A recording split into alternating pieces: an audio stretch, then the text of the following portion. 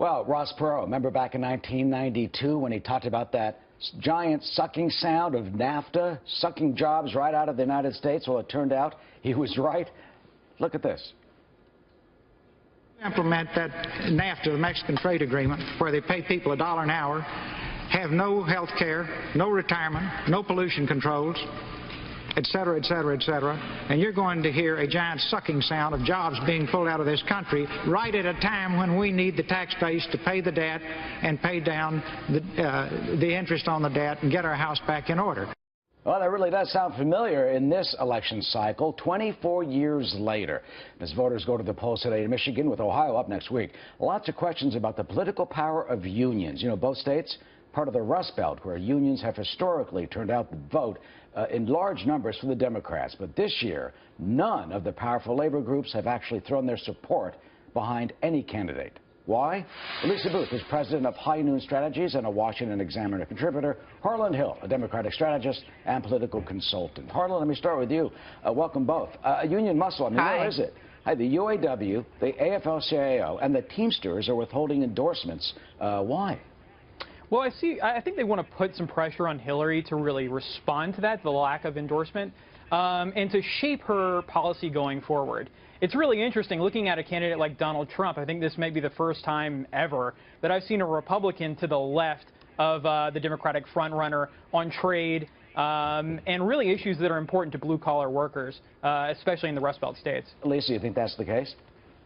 Well, Donald Trump is certainly appealing to these blue-collar workers. I mean, we've seen it in polling. We're seeing it as evidence in Michigan, where he holds a double-digit lead. But we're also seeing the demise of unions across the country. If you look, union membership has gone from 1.5 million in 1979 to 400,000. But this is a positive thing for the country. If you look to the 25 states who have right-to-work laws, unemployment is 1.3% less than it is in those non-right-to-work states. You can also point to gubernatorial wins for Republicans in states like Wisconsin and Michigan to show the waning influence of unions. But I also think that there's a lot of disaffected voters out there because of the policies we've seen from President Obama. And that's the reason why some of these populist narratives we're seeing from Donald Trump are appealing to blue-collar workers. Or if you even look at young Americans, why they're going to Bernie Sanders in percentages of 80 to 85% in some of those Democratic contests. So I think it's because of the economic concerns of many Americans that they're looking to, you know, some of these populist narratives right now. Well, Lisa and Harlan, let's take a look at what you point out. I mean, the declining power of some of these unions. Back in, in 2015, look at this. 14.8 million union members, but back in the prime time of the Ronald Reagan days, 17.7 million. And in Michigan specifically, last year, 621,000 union members. That's about 15.7% of the workforce of the state. Look at that. 1983, more than a million, 30%. They've gone down by half.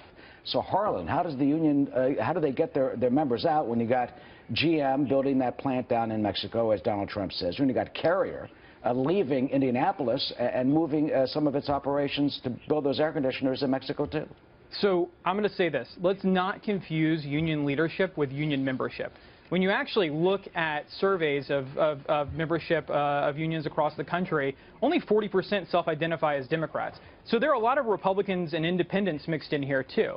And I think that really, to the detriment of union membership, the union leadership is really more interested in playing party politics than in solving problems for working class members of the union. So I think that blue-collar workers are really going to act independently of what they're told by the union this go-around. So there's only so much the unions can do, barring, you know, changing their policy entirely. And you think we're seeing that with the so-called Reagan Democrats going for Trump in large numbers, Harlan? Without question. And I think Trump's in a unique position to really capitalize on this. I don't see somebody like Ted Cruz or Marco Rubio really being able to reach across and pull over these predominantly white, but really spanning all kinds of socioeconomic background, former, you know, Reagan Democrats. I think there's a real opportunity for Republicans here to grow the party and to pull in disaffiliated voters and members of unions. It's pretty remarkable, you know, period of history here. Yeah, Lisa, do you think that's true, that works basically to the detriment of Cruz and Rubio?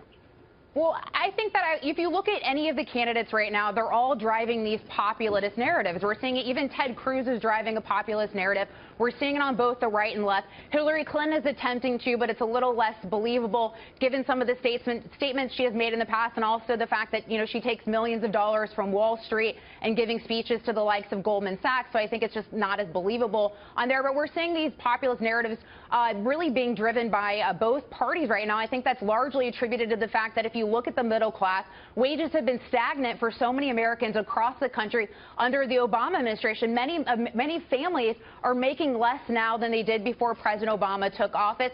We're seeing manufacturers send jobs overseas or shutting down because of the regulatory state that they're trying to survive in under President Obama. So I think that's a really strong narrative that Republicans and whoever the Republican nominee, because this thing is not in law, whoever the Republican nominee really needs to tap into, to reach out to these voters, to talk about the economy, to make this an economic election, and to really reach out to those families who are suffering at the hands of these failed policies from President Obama. And before we get to the Republican nominee, very quickly, we have to wrap up. Lisa, and I'll go to you, Harlan. What do you predict will happen today? So I think Trump. Oh, go ahead, Lisa. I'm sorry.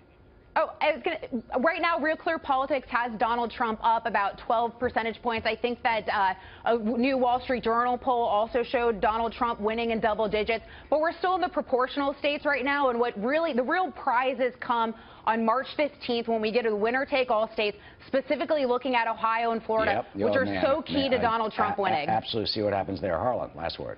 I want to see what happens in Michigan. I think this is really important to stunt Kasich's momentum for Trump. And then I think she's right. I mean, we'll see after March 15th kind of where this thing lies. All right, Harlan, Lisa, we got after today, another big week to go. All eyes on Ohio, big Rust Belt state, and Florida. Thank you for joining us. Thank you. We'll see how the union vote plays out.